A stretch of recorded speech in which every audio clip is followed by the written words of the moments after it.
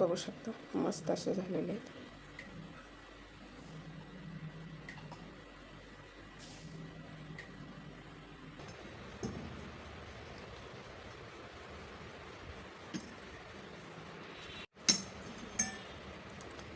तर अशा प्रकारे पाणी फिरवून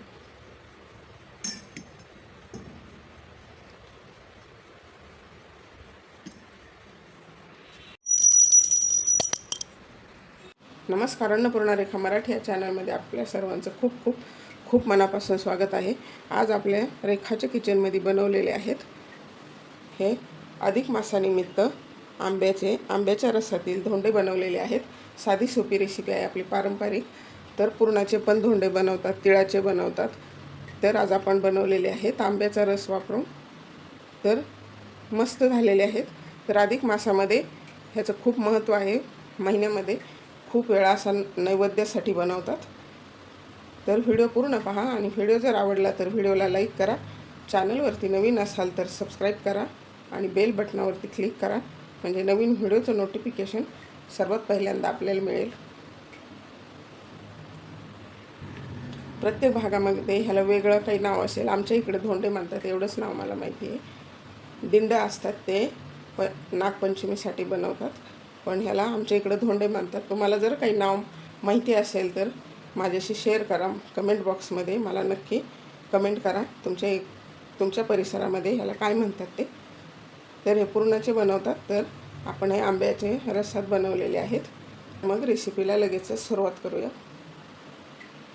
आपण बनवतोय आंब्याचे धोंडे. तर तुम्ही म्हणाल धोंडे म्हणजे काय? अधिक मासामध्ये बनवले जातात आपल्या महाराष्ट्रामध्ये. असे छोटे छोटे आपण पोळीचा जसा उंडा बनवतो तसे असे छोट्या छोट्या आकारात बनवले जातात. त्याला धोंडे म्हणतात. तर ते धोंडे देवाला वाहण्यासाठी, गाईला खाऊ घालण्यासाठी आणि आपल्याकडे जर पाहुणे आले त्यांच्या जेवणामध्ये बनवले जातात. तर अधिक मासामध्ये खूप महत्त्व आहे धोंड्याचं पण. तर आपण आंब्याचे बनवतोय. शक्यतो पुरणाचे असतात, पण आंब्याचे दिवस आहेत. तर आपल्या मे महिन्यामध्ये अधिक मास आलेला आहे. तर आपण आंब्याचे बनवूया. नंतर पुरणाचे पण बनवायचे आपल्याला, पण अगोदर आपण आंब्याचे बनवू. तर आपल्याला अगोदर सारण बनवून घ्यायचं आहे. तर त्यासाठी 1 कप बारीक रवा घेतला आहे, अर्धा कप गूळ घेतला आहे, हे अर्धी वाटी खोबऱ्याचा कीस घेतला आहे, थोडेसे ड्रायफ्रूट्स ऑप्शनल आहेत, नाही वापरले तरी चालेल. आणि हे 4 आंबे आहेत. तर जवळजवळ 1.5 आंब्याचा पल्प आपल्याला सारणामध्ये वापरायचा आहे आणि बाकीचा पीठ मळतो त्यामध्ये वापरायचं आहे. तर आपण सारण अगोदर आंब्याचं पल्प बनवून घेऊ. तर आता आपल्याला आंबा असा देठ कापून घ्यायचा. स्वच्छ धुवून पुसून घेतले. 1-1.5 तास पाण्यामध्ये ठेवले होते.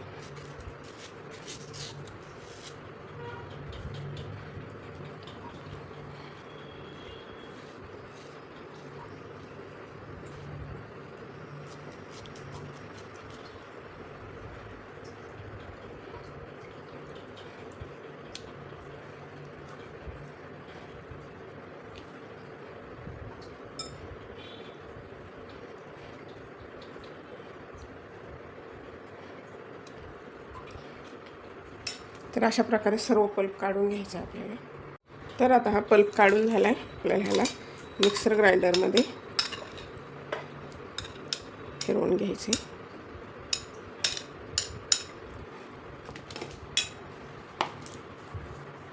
तर आता पल्प काढून घ्यायचं आहे वाटीत.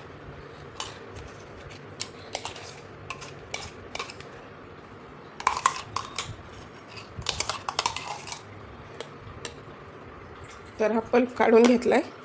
हा टाकायचा आपल्याला सारणमध्ये आणि हा पीठ मळताना. तर आपल्याला आता सारण बनवून घ्यायचं आहे. तर कढई ठेवली तापण्यासाठी, त्यामध्ये घालायचं तूप. 5-6 चमचे तूप घालायचे, म्हणजे आपला रवा छान भाजला पाहिजे.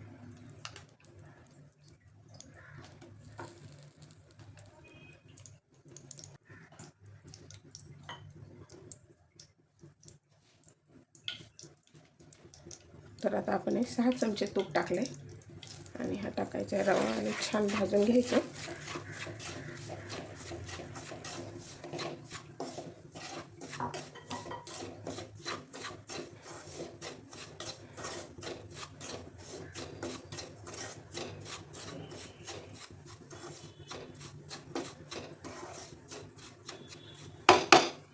छान भाजून घ्यायचा आहे रवा, जास्त कलर चेंज होऊ नाही द्यायचा.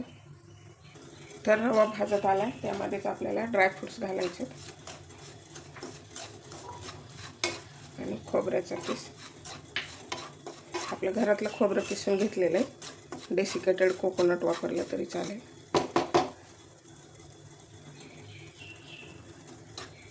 रव्याऐवजी तुम्ही ओल्या नारळाचा किस वापरला तरी सुद्धा चालेल. घालायचा गूळ,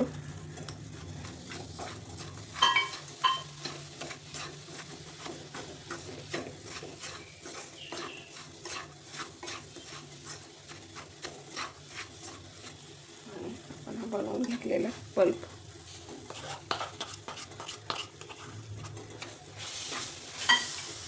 गूळ थोडासा जास्त वापरला, आंबा चाखून पाहिला तर थोडा आंबट होता.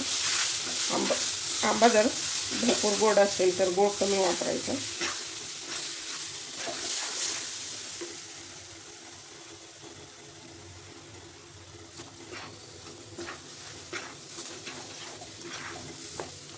आणि वेलची वापरायची असेल तरी चालेल.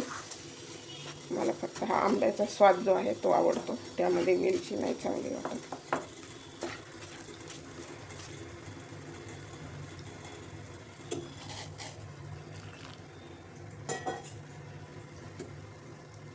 आणि अगदी थोडंसं हे पाणी घेतले उकळी आलेलं, म्हणजे रवा छान मऊ बनला पाहिजे. मिश्रण छान एकसंध होतं, त्यामुळे थोडंसं पाणी घालायचं.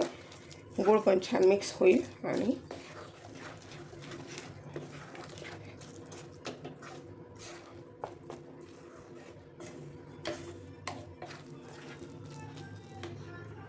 तर याला 5 मिनिटासाठी झाकून ठेवायचं. तर 5 मिनिट झालेत.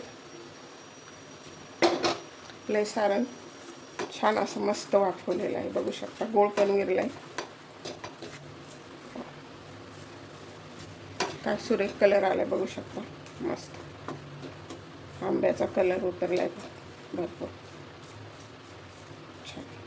तर आता गॅस बंद करायचा आहे आणि ह्याला असंच 1 तासासाठी आपल्याला झाकून ठेवायचे, म्हणजे छान फुलेलं आपलं सारण. गॅस बंद करायचा आहे.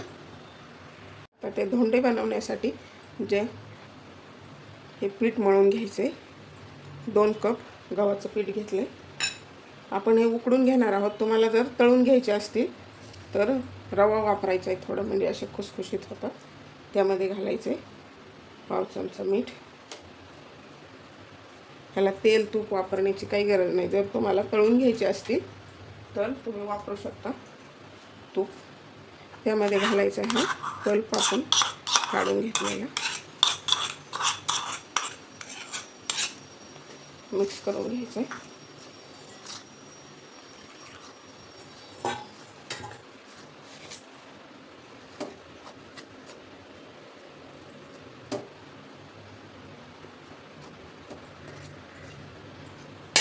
तुम्ही कधी धोंडे बनवले आहेत का, आणि तुमच्या इकडे असे धोंडे बनवतात का, मला कमेंट बॉक्समध्ये नक्की कमेंट करा. पहिली तर अशी प्रथा होती की धोंड्याचा महिना जर आला, म्हणजे हा अधिकाचा महिना चालू झाला की आता कसं कार्यक्रम करतात तसे सर्व आपले जवळचे जे पाहुणे आहेत त्यांना बोलवून धोंडे, पुरणपोळी असं बनवायचे. तर बरंच खूप मोठा स्वयंपाक असायचा गावाकडे. आता हळूहळू या प्रथा बंद होत गेल्यात.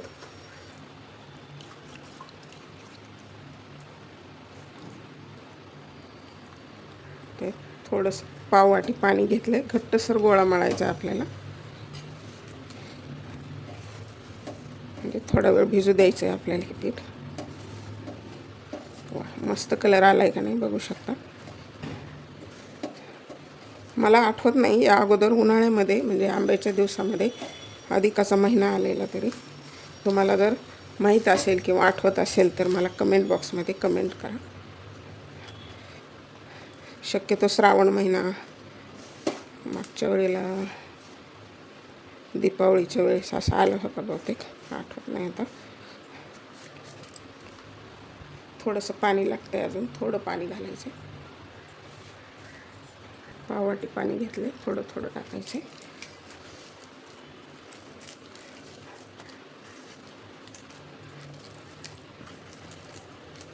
गाळणीला तूप लावून घ्यायचं. थोडंसं तेल टाकून मऊ करून घ्यायचे. म्हणजे आपण अगोदर ते सारण बनवून ठेवलेले आणि हे अर्धा तास झालेलं आहे ते सारण. आणि आता हे अर्ध्या तासानंतर पीठ मळले, तर आता अजून अर्ध्या तासानंतर आपल्याला बनवून घ्यायचे. तर आपण जे सारण बनवून ठेवले ते छान आता रवा आपला मस्त फुललेला आहे, बघू शकता.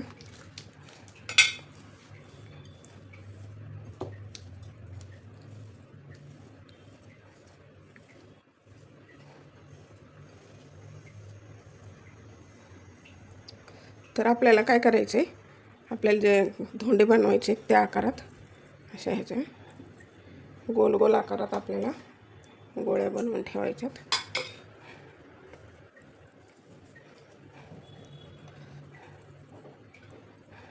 तसे 33 असतात, पण आज आपण 11च बनवूया.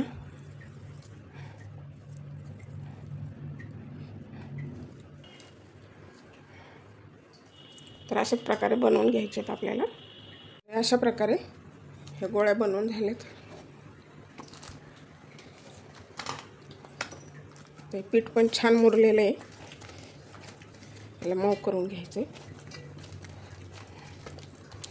खूप मस्त चिकनाई आली त्याला.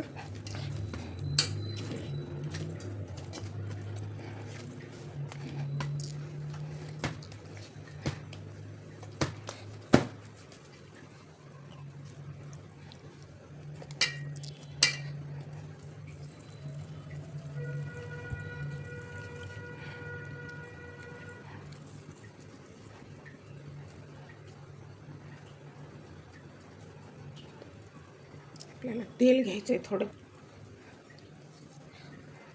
पीठ लावायचं असेल तरीसुद्धा चालेल. आणि हे आता एकदम अशी पातळ पारी बनवून घ्यायची, किंवा लाटून घेतलं तरीसुद्धा चालू शकतं.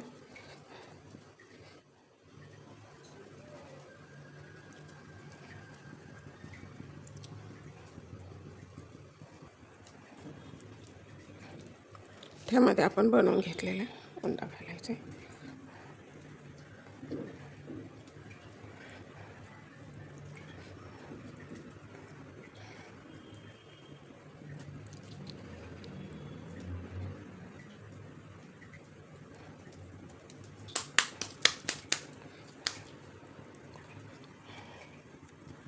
तयार झाला आपला हा धोंडा. आपल्याला अशाच आकारामध्ये सर्व बनवून घ्यायचे. हातावर करण्यापेक्षा तुम्ही लाटून बनवला तरी काही हरकत नाही. आणि आपण उकडून घ्यायचे, तुम्हाला तळायचे असले तरीसुद्धा चालेल. तर सर्व असेच बनवून घ्यायचे आहेत आपल्याला. अशा प्रकारे हे आपले धोंडे बनवून झालेले आहेत. याच्यापेक्षा छोटे पण करायला केले तरी चालतात. आपण 33 न करता फक्त 11 बनवलेले आहेत. तर आता ह्यांना उकडून घ्यायचे आहे आपल्याला.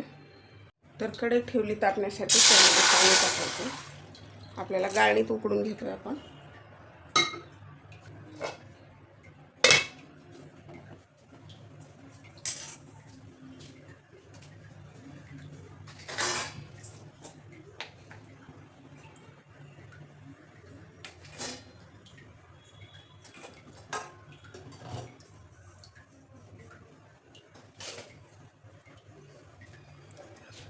तर या गाळणीला साजूक तूप लावून घेतलं आहे.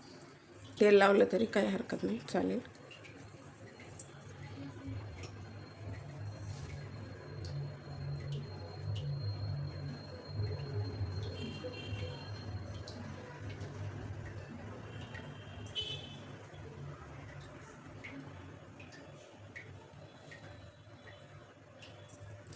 तर हे अशा प्रकारे ठेवलेले आहेत. तर आपल्याला ह्याला कढईवर ठेवायचं, उकळी आली पाण्याला, आणि 10 मिनिट छान असे उकडून घ्यायचे आहेत आपल्याला. सुरुवातीला फुल फ्लेम ठेवायची आणि मग नंतर मीडियम फ्लेमवरती उकडून घ्यायचे. कारण त्यामध्ये गव्हाचं पीठ आहे, तर ते छान उकडलं गेलं पाहिजे म्हणून. अशा प्रकारे 10 मिनिट झालेत. आपल्याला गॅस बंद करायचा आहे आणि चेक करायचे. बघू शकता मस्त असे शिजलेले आहेत. आणि आपले बाकीचे राहिलेले सुद्धा असेच आपल्याला छान शिजवून घ्यायचे. तर अशा प्रकारे आपल्या आंब्याच्या रसातील हे धोंडे तयार आहेत देवाला नैवेद्यासाठी. अधिक मास चालू झाला आहे तर पहिल्या दिवशीच आपण धोंड्याचा नैवेद्य दाखवायचा आहे. तर यावर्षी मे महिन्यामध्ये धोंड्याचा म्हणजे अधिकाचा महिना आलेला आहे. तर धोंडे विष्णूची पूजा केली जाते, यासाठी तुळशीपत्राशिवाय तर कुठलाही नैवेद्य अपूर्णच आहे, त्यामुळे तुळशीपत्र. तर आपल्याला अधिक मासामध्ये बनवलेले धोंड्याचा नैवेद्य दाखवायचा. तर पाण्याचा चौकोन करायचा आणि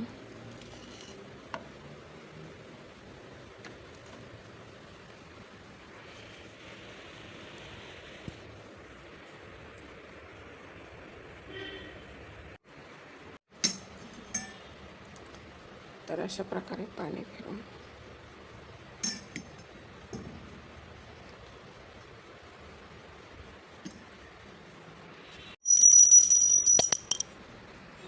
तर हे आपण बनवलेले आहेत अधिक मासानिमित्त. हे धोंडे म्हणतात ह्याला. तर हे पुरणाचे पण असतात. तर आपण सध्या आंब्याचा सीझन चालू आहे, तर यावर्षी अधिक मास मे महिन्यामध्ये आलेला आहे. तर आपण अगोदर पहिला नैवेद्य आंब्याचे धोंडे बनवून नैवेद्य दाखवायचा आहे. तर तुमच्याकडे याला काय म्हणतात, धोंडे म्हणतात की अजून काही म्हणतात, तर कमेंट बॉक्समध्ये कमेंट करा. तर ह्या महिन्यामध्ये भरपूर वेळा जेव्हा शक्य होईल तेव्हा असा नैवेद्य बनवून दाखवतात, म्हणजे देवाला अर्पण करतात. तर तुम्हाला हे धोंडे कसे वाटले, आमच्या इकडे धोंडेच म्हणतात, तर कसे वाटले ते कमेंट बॉक्समध्ये कमेंट करा. आणि व्हिडिओ जर आवडला तर व्हिडिओला लाईक करा. चॅनलवरती नवीन असाल तर सबस्क्राईब करा आणि बेल बटनावरती क्लिक करा, म्हणजे नवीन व्हिडिओचं नोटिफिकेशन सर्वात पहिल्यांदा आपल्याला मिळेल. चला तर मग भेटूया अशाच एका छानशा रेसिपीमध्ये. तोपर्यंत बनवून खात राहा, आनंदी राहा. वेळात वेळ काढून व्हिडिओ पाहिल्याबद्दल धन्यवाद.